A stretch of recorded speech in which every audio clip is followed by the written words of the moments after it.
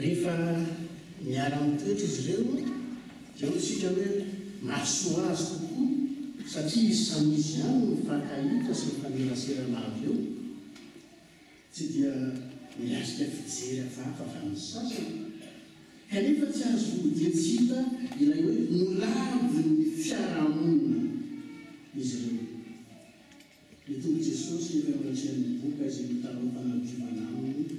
dia tsy mba manaty azy mba viaizana azaonao an'io sisy na koa manome fipetra fa avetrany nomena izy fodian'Andriamanitra zany dikan'izany dia mianatra eo miara-panany dia ny fahotana mbotsy hoe fahalotona ary eto dia Galatiana izay nambaran'ny apôstôly amin'ny Tesaloniana manao hoe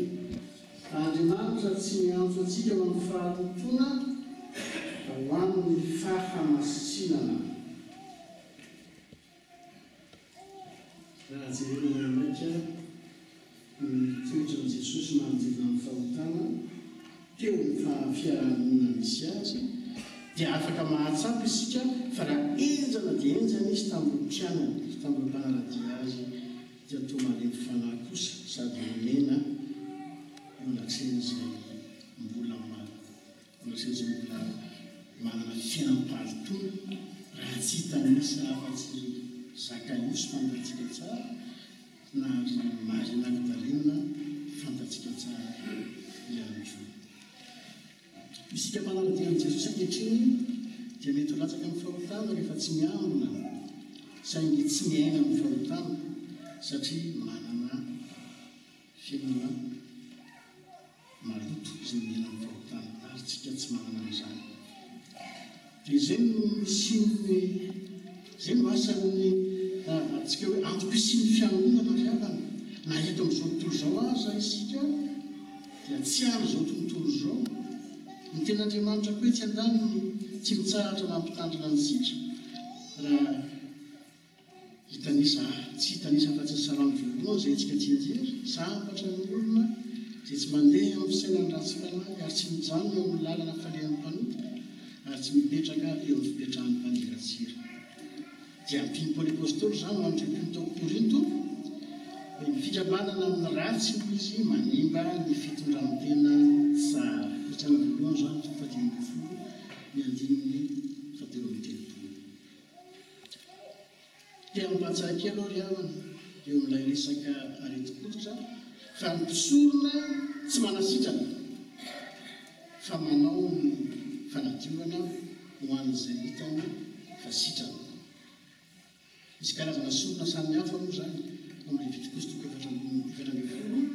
ataon'ny sorona mba hanambarany fa madio ilay olona rehefa avy. Ary io no mampiavaka an'i Jesosy amin'ireo mpisorona, Jesosy manasitrana. Ary mahagaga dia izao tsy maka ny toeran'ireo mpisorona ireo mihitsy izy na manamangana amin'ny fisian'izy ireo satria hoy izy tamin'ilay boky Andro hoe misy ahoa ny misorona ka manatera ny fanadiovana anao izay nandidian'i Mosesy ny vavolombelona amin'ireo. Eto dia teo dia asehon'ny tompo izay nolazainy hoe tsy avy andravany lalàna fa hanatao miteraka. Matio 5 izany ny 5:12. Etsakilina nefa dia nanome baiko ity boka sitrany ity ihany koa ny tompo. Tandremo tsara mba tsy hisy holazainao na amin'iza na amin'izy. Ny fanatonana an'i Jesosy havana dia mitaky fankatoavana azy. Raha tsy hoe tombotsoa hafa angano ilaintsika avy aminy. Ohatra hoe manantona azy sika satria dia ho sitrana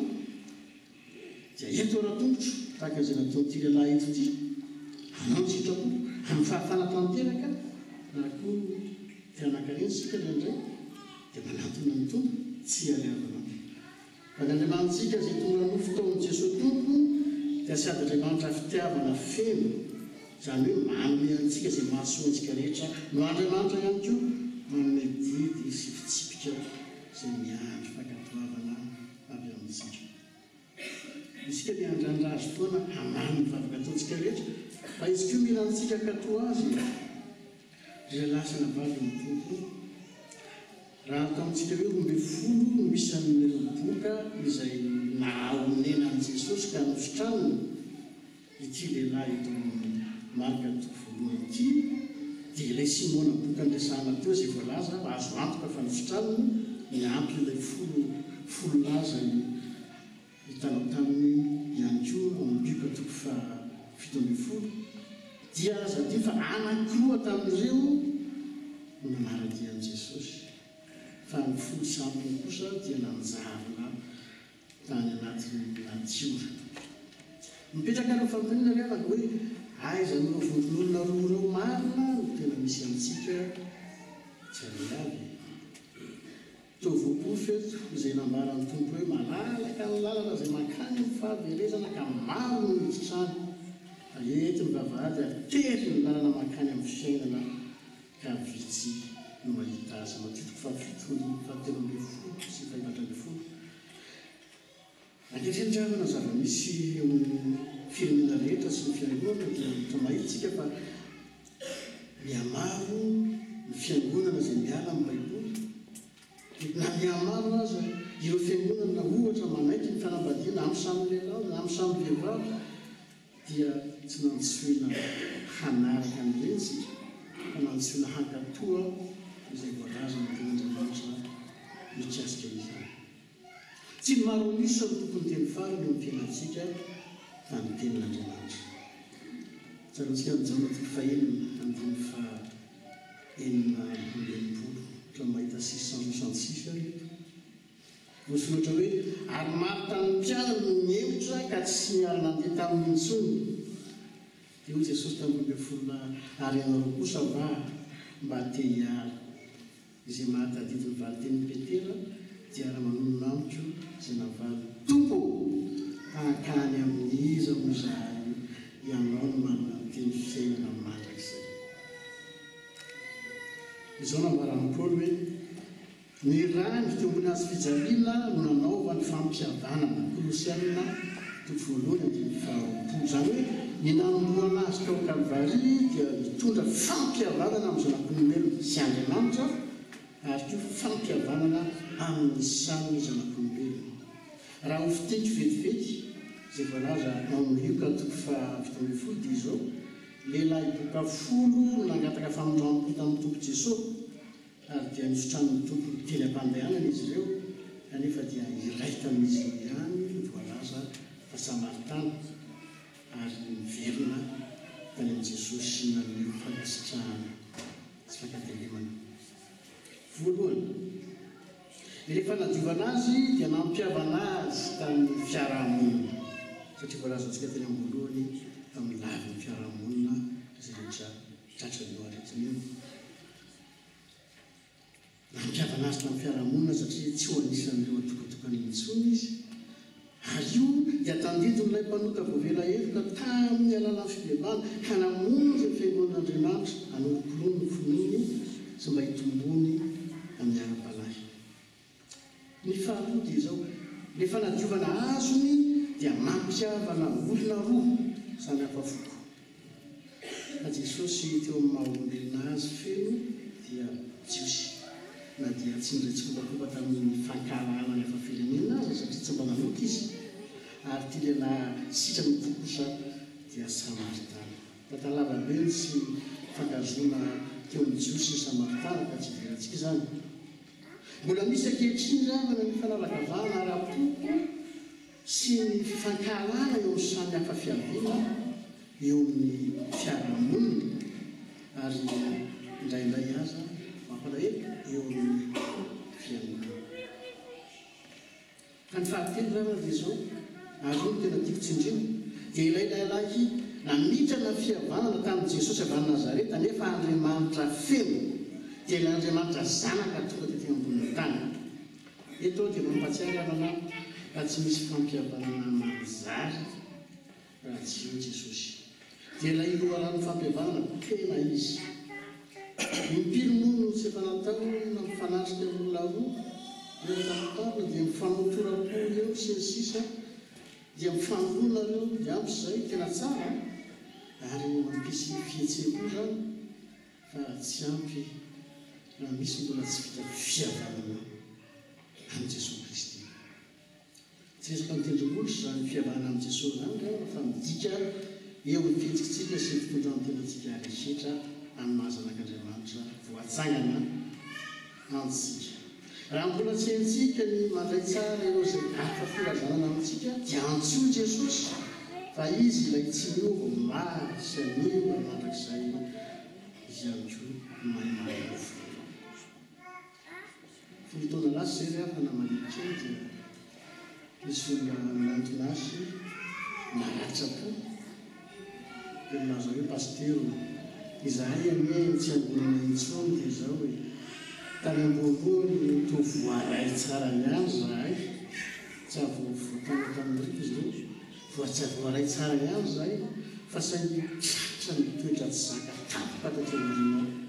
dia kivy tamin'teraka io navariko azy hoe aretinay avoa tamin'ireo votompoko ifonana asanatria misy aviany ko nareo io za tamin'ny kanefa fa mandray an Jesosy dia tsy manao azy tsy izy ihany mantsy no mahay manova olona voalaza teo tsy mitavina na ny diavina na ny mpiandro na ny sitrapo tsara atsika na ny tsona amin'izany daholo reo votan'izy ireo fa raha tsy eo Jesosy miditra an-tsehatra dia tsy misy zavatra maharitra elakozy indraindray aza nyfolofiany raha ny eo amin'ny ara-panary avana no asona isaka vetivety dia tsara manamarika fa raha toteo amin'ny lalàn'ny Mosesy sitrana aloha vao manatona misorona vo amin'ny fahadiovana dia mifanohitra amin'izay ao amin'i Jesosy manatona azy ho diovina dia manarika ny fanafana sy ny fanasitranana rehetra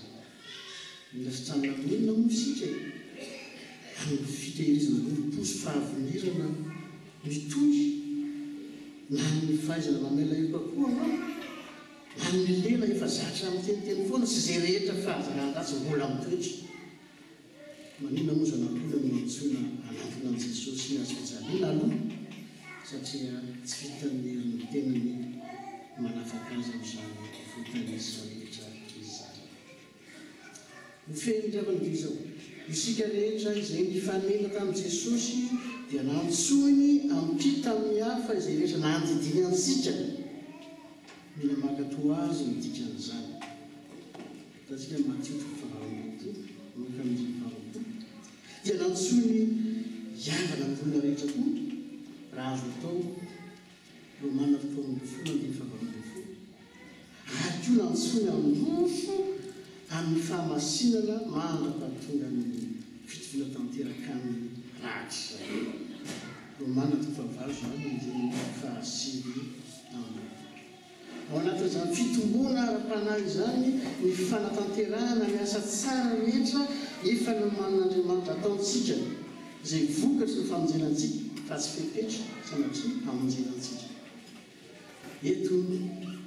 mahatsiaro izay voalamin'nyjakely apôstôly manao hoe izao fivavahana madio sady tsy misy loto anatrehan'Andriamanitra mamany ny kamboty sy mitondra tena amin'ny fahoriana sy miaro ny tena tsy sisy petipetina avy ihany izao tontolo izao Jakoba 1:7 mazava fa tsy namony olona isika mazava fa tsy misy loto na mangalatra isika angamba fa ny petipetina indraindray to eo ihany dia tahaka ilay tokototra voalaza fa loto hita maso ilay teny tonga mitondra fanasitrana ary ilay teny voadika amin'ny tenilazantsika dia mahasopo efa nitsinana ny ten'Andriamanitra Timoty faharoa fa teo 5:20 hanamboarana izay tsy mety eo amin'ny fiainantsika io ilay teny velona teny fiainana ary maharitra mandrakizay ny fankazana amin'ny Baiboly dia mitondra fanovana azo antoka eo amin'ny tsirairay satria mifamokafana azy ho ahitantsika ny endrika Jesosy ilay mitondra faholintsika rehetra teo ambony azo fijaliana izy ilay miteny amintsika hoe raha hala n'izao tontolo izao ianareo dia aoko fantatrareo fa izao efa halany talohanareo Jona 2:12 any andininy 5:20 azo ny Jesosy tsara izay mety faholiana rehetra entintsika ny finoana satria zavatra ny ainana zany ary mihoatra lavitra nireny misetra azotsika jena mitsiprieny fa amin'nanena nataony Isaia mpaminany amin'ny bokiny 7 amin'ny 10 eto-pamarana ry havana dia mitodika indray amin'ireo feto azy eo manotena sady mifona fa mivaika indray midika amin'ilay izy any voalohany teotsika mivay maharary mamilatra amin'ny fetra teo aloha zany atsyorena kosa hoan'izay rehetra mitondra ny fahatony ara-panahy teo am-potsiny azy fijalian'i Jesosy ka nandray famonjena dia lasa voavelona matao mamanka toy miavana